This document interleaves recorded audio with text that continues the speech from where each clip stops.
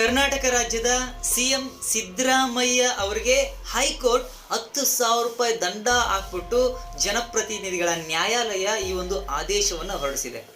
ಹೌದು, ಯಾಕೆ ದಂಡ ಹಾಕಿದ್ರು, ಏನು ಕಾರಣ ಅದನ್ನು ಕೂಡ ಹೇಳ್ತೀನಿ ಸ್ನೇಹಿತರೆ. 2022 ಏಪ್ರಿಲ್ 14ನೇ ತಾರೀಕು ರೇಸ್ ಕೋರ್ಸ್ ರಸ್ತೆ ರೇಸ್ ಯು ಹೋಟೆಲ್ ಮುಂದೆ ಸಿದ್ದರಾಮಯ್ಯ ಅವರನ್ನು ಒಳಗೊಂಡಂತೆ ಅನೇಕ ಕಾಂಗ್ರೆಸ್ ನಾಯಕರು ಅಲ್ಲಿ ಪ್ರತಿಭಟನೆಯನ್ನ ಮಾಡ್ತಾ ಇದ್ರು.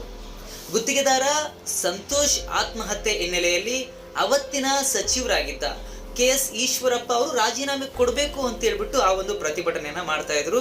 ಇದರಿಂದ ಆ ಒಂದು ಪ್ರತಿಭಟನೆಯಿಂದ ರಸ್ತೆಯಲ್ಲಿ ಓಡಾಡ್ತಾ ಇರುವಂತವರಿಗೆ ತೊಂದರೆ ಆಗಿತ್ತು. ರಸ್ತೆ ಸಂಚಾರಕ್ಕೆ ಅಡ್ಡಿ ಮಾಡಿದ್ದೀರಿ ಅಂತ ಹೇಳ್ಬಿಟ್ಟು ಸಿಎಂ ಸಿದ್ದರಾಮಯ್ಯ ಜೊತೆಗೆ ಸುರ್ಜೇವಾಲಾವನ್ನ ಒಳಗೊಂಡಂತೆ ಅನೇಕ ಕಾಂಗ್ರೆಸ್ ನಾಯಕರಿಗೆ 10,000 ರೂಪಾಯಿ ದಂಡನ ಜನಪ್ರತಿನಿಧಿಗಳ ನ್ಯಾಯಾಲಯ ಹಾಕಿದೆ. ಜೊತೆಗೆ ಮಾರ್ಚ್ 6ನೇ ತಾರೀಕು